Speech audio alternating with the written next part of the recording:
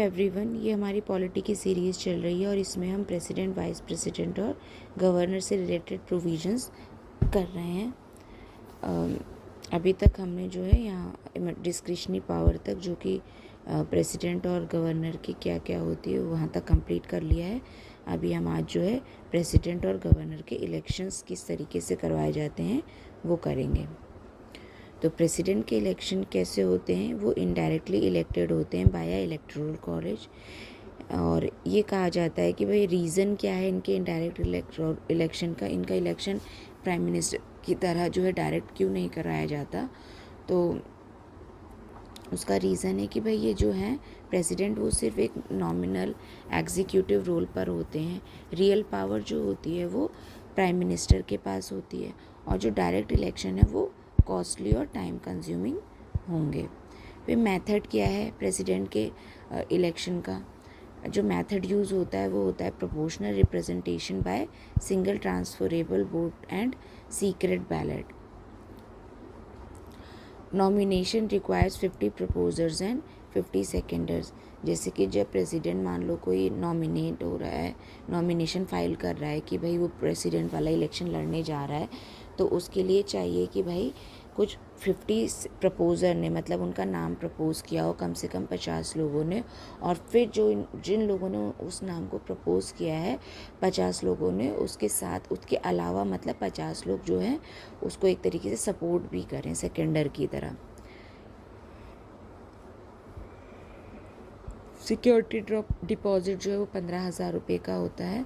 Forfeit if 1/6 votes not secured. और अगर 1/6 जितने लोग इलेक्शन वोट डाल रहे हैं उसका अगर 1/6 जो है वोट अगर वो सिक्योर नहीं कर पाए, तो जो ये 15,000 रुपीज़ होते हैं ये जो है जब्त कर लिए जाते हैं। गवर्नर का इलेक्शन कैसे होता है, नॉट इलेक्टेड बाय पीपल और electoral college, appointed by the president, nominee of the central government, borrowed from the government of India act 1935। इनको जो है ये डायरेक्टली पीपल के द्वारा इलेक्ट नहीं किए जाते हैं, और ना ही किसी इलेक्टोरल कॉलेज के द्वारा अपॉइंट किए जाते हैं, मतलब इलेक्ट किए जाते हैं। इनका अपॉइंटमेंट जो है प्रेसिडेंट करते हैं, ठीक है। Nominee of the central government की तरह ये होते हैं, कौन, गवर्नर। और ये वाला जो कॉन्सेप्ट है ये बोरो किया गया है फ्रॉम जो गवर्नमेंट ऑफ इंडिया एक्ट था 1935 का, वहाँ से।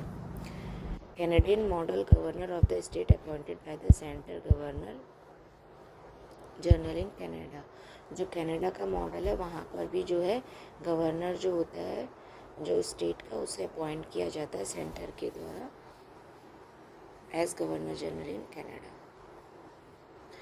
7th कॉन्स्टिट्यूशनल अमेंडमेंट एक्ट जो था 1956 का, allows the appointment of the governor for 2 और मोर स्टेट। जो 7th कॉन्स्टिट्यूशनल अमेंडमेंट था 1956 का, उसके द्वारा अलाउ किया गया है कि भाई जो एक ही गवर्नर है वो 2 या 2 से ज़्यादा स्टेट का, मतलब एक साथ गवर्नर हो सकता है। एक ही गवर्नर जो है वो 2 या 2 से ज़्यादा स्टेट का हो सकता है। फिर सुप्रीम कोर्ट ने 1979 में कहा था कि भाई governor is not the central government employ holds an independent constitutional office. कि भाई जो गवर्नर है वो पूरी तरीके से जो है सेंट्रल गवर्नमेंट का एम्प्लॉय नहीं है, कि मतलब अगर उन्होंने नॉमिनेट कर दिया है उसे तो वो किसी तरीके से एम्प्लॉय कहलाएगा उनका। वो एक इंडिपेंडेंट कॉन्स्टिट्यूशनल पोस्ट है गवर्नर की। फिर इलेक्टोरल कॉलेज और प्रेसिडेंट जो होता है उसमें जो है मेंबर्स होते हैं यूनियन और स्टेट के, making the president representative of both. ताकि जो भाई वो जो है प्रेसिडेंट जो है वो पूरे सबको रिप्रेजेंट करता है ना, तो इसलिए ये कहा जाता है कि जो उनका जो इलेक्टोरल कॉलेज होता है उसमें जो है यूनियन और स्टेट दोनों के मेंबर्स होते हैं वहाँ इलेक्टोरल कॉलेज में। फिर पार्टिसिपेंट्स कौन कौन होते हैं जो इलेक्शन में पार्टिसिपेट करते हैं। Elected member of Lok Sabha and Rajya Sabha, Lok Sabha और राज्यसभा के इलेक्टेड मेंबर्स होते हैं, ठीक है। Elected members of state legislative assemblies, देखो यहाँ पे लेजिस्लेटिव काउंसिल नहीं है, ठीक है। तो इलेक्टेड मेंबर जो होते हैं वो लेजिस्लेटिव असेंबलीज की भी होती हैं। लेजिस्लेटिव काउंसिल इसलिए नहीं क्योंकि हर स्टेट में लेजिस्लेटिव काउंसिल है नहीं।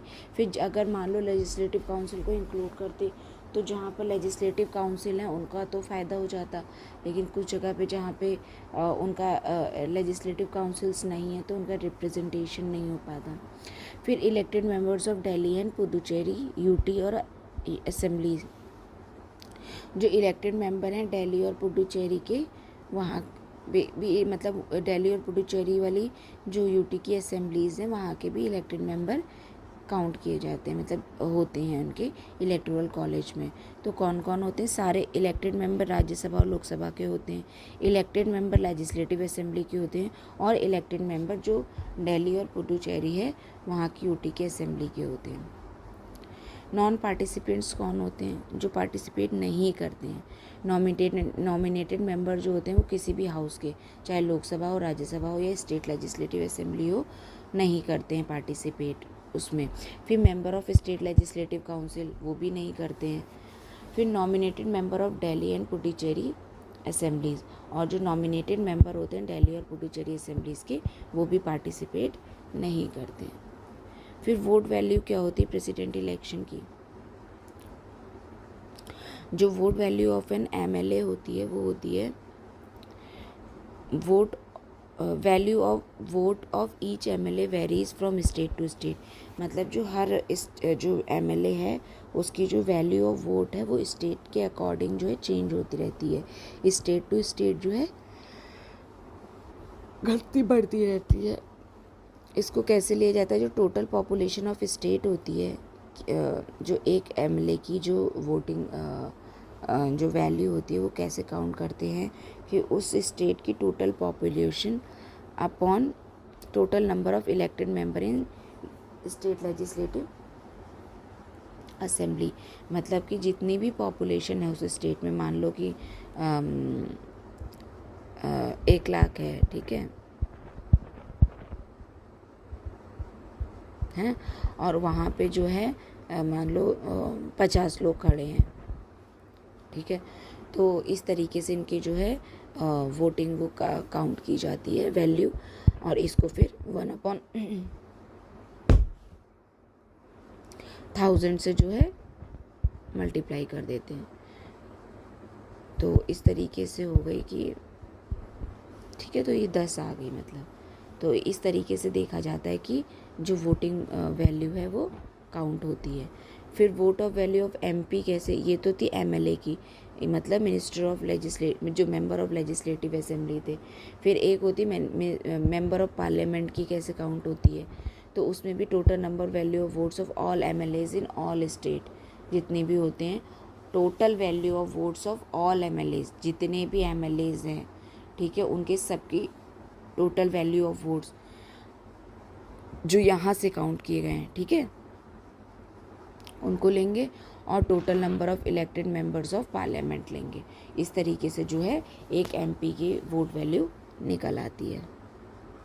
अ candidate in order to be declared elected to the office of president must secure fix quota of votes. अगर किसी कैंडिडेट को जो है जो ऑफिस ऑफ प्रेसिडेंट के लिए वोट मतलब वो इलेक्शन लड़ रहा है, तो उसको जो है फिक्स कोटा ऑफ वोट को जो है सिक्योर करना कंपलसरी होता है।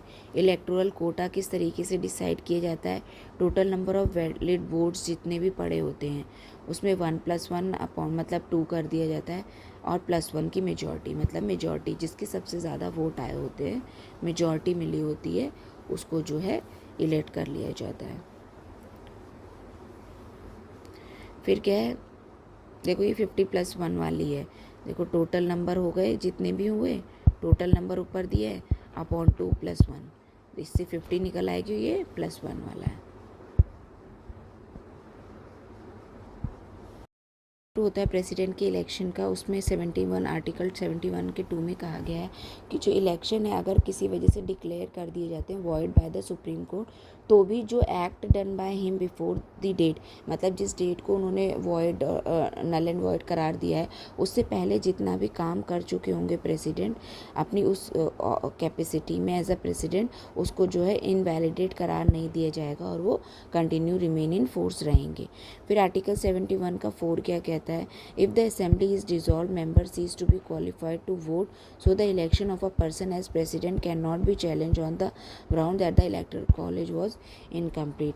आर्टिकल 71 के 4 में कहा गया है कि मान लो कि प्रेसिडेंट के इलेक्शन होने वाले हैं और जो असेंबली है वो किसी कहीं की भी, मान लो स्टेट की असेंबलीज़ हों या भाई कहीं की भी हो तो, या सेंटर में ही हो, तो वो अगर डिज़ोल्व हो जाती है तो जो मेंबर होते हैं वो मतलब क्वालिफाइड नहीं होते हैं कि वो वोट कर सकें। So the election of a person as president can not be challenge. तो इसके ऐसी सिचुएशन में भाई जो प्रेसिडेंट के इलेक्शन करवाए गए हैं तो वहाँ पर आप उसको इस बेस पे चैलेंज नहीं कर सकते कि इलेक्टोरल कॉलेज जो है इनकम्प्लीट था और उसके जो इलेक्शन है वो फिर से करवाए जाएं।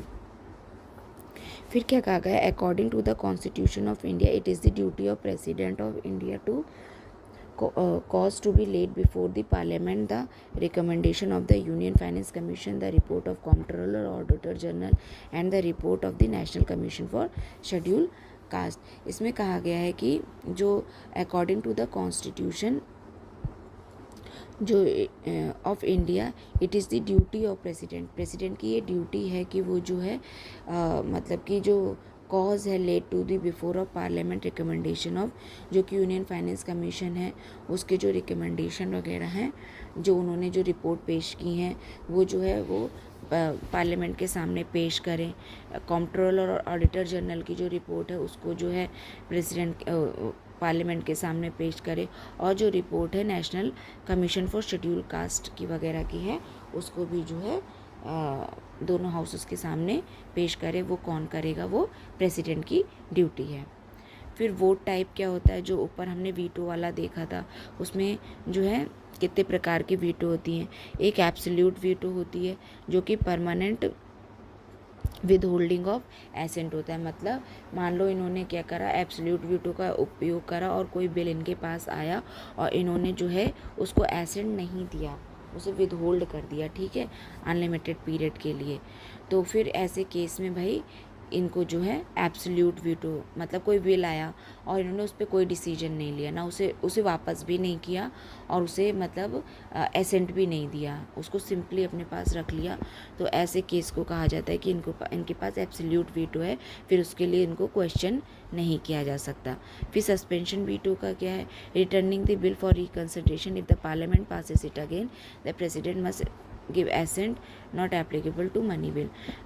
जो सस्पेंसिव वीटो है उसका क्या मतलब है कि भाई जैसे कि कोई बिल आया और उसको जो है प्रेसिडेंट को उसमें कुछ लगता है कि भाई उसको रिकंसिडर करने की ज़रूरत है और प्रेसिडेंट ने उसे जो है रिकंसिडरेशन के लिए मतलब फिर से पार्लियामेंट के पास भेज दिया, लेकिन अगर पार्लियामेंट उसे फिर से पास कर देती है चाहे अमेंडमेंट करके या बिना अमेंडमेंट के, तो उस केस में जो है प्रेसिडेंट को एसेंट देना कंपलसरी हो जाएगा। और प्रेसिडेंट जो है मनी बिल के केस में जो है डिनाई नहीं कर सकता, मतलब उसमें तो उसको रिकंसिडरेशन के लिए भी भेजना अलाउड नहीं है, उसको जो है उन्हें जो है एसेंट देना ही पड़ता है। पॉकेट वीटो का है कि भाई president keeps the bill pending without taking any action. इसमें क्या करता था, जो एब्सोल्यूट वीटो थी उसमें जो है वो अपना एसेंट विदहोल्ड कर देता था, ठीक है, कि भाई कोई एक्शन नहीं ले रहा है उस पर। लेकिन जो पॉकेट वीटो है उस मतलब एसेंट नहीं ले रहा है इसमें। एब्सोल्यूट वीटो में क्या है कि वो अपना एसेंट नहीं दे रहा है, ठीक है, वो वाली पावर तो है भाई साइन करने के लिए उसके पास कोई चीज़ आई और वो ना साइन करे, सिंपल सी ये बात है। लेकिन पॉकेट वीटो का मतलब है कि president keeps the bill pending without taking any action, मतलब वो पेंडिंग कर देता है उस बिल को और उस पर कोई एक्शन नहीं लेता है। इसके लिए कोई टाइम लिमिट नहीं दी गई है कि भाई प्रेसिडेंट को इतने टाइम के बाद जो है डिसीजन लेना ही है, ठीक है। क्वालिफाइड वीटो क्या है, it can be overridden by the legislature with the higher majority. ये जो है यहाँ पे इंडिया में यूज़ नहीं होती, ये जो यूएसए वगैरह में यूज़ होती है।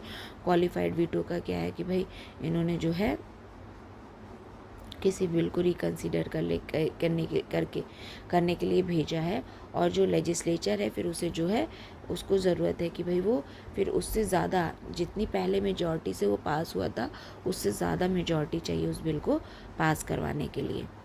फिर टाइप ऑफ पार्डनिंग पावर क्या है। पार्डन का मतलब होता है completely absorbs the person of punishment, मतलब जो भी उसकी यथास्थिति थी, मतलब उसे कम्प्लीटली हटा दिया जाए किसी भी तरीके की पनिशमेंट से। मान लो किसी को कोई सज़ा मिली है तो पार्डन अगर उसे कर दिया जाएगा प्रेसिडेंट द्वारा, तो इसका मतलब है उसकी सज़ा को कम्प्लीटली माफ़ कर दिया जाएगा। कम्यूटेशन में होता है substitution of punishment with lighter one, मतलब जो कम्यूट करते हैं उसमें जो है लाइट पनिशमेंट को, मान लो कुछ आपको पनिशमेंट मिली थी, उसका जो लाइटर वर्जन है वो जो है आपको सब्स्टिट्यूट कर दिया जाएगा उससे। रिमीशन में क्या होता है, reduce the punishment period without altering its nature. Remission में जो होता है उसका टाइम पीरियड कम कर दिया जाता है।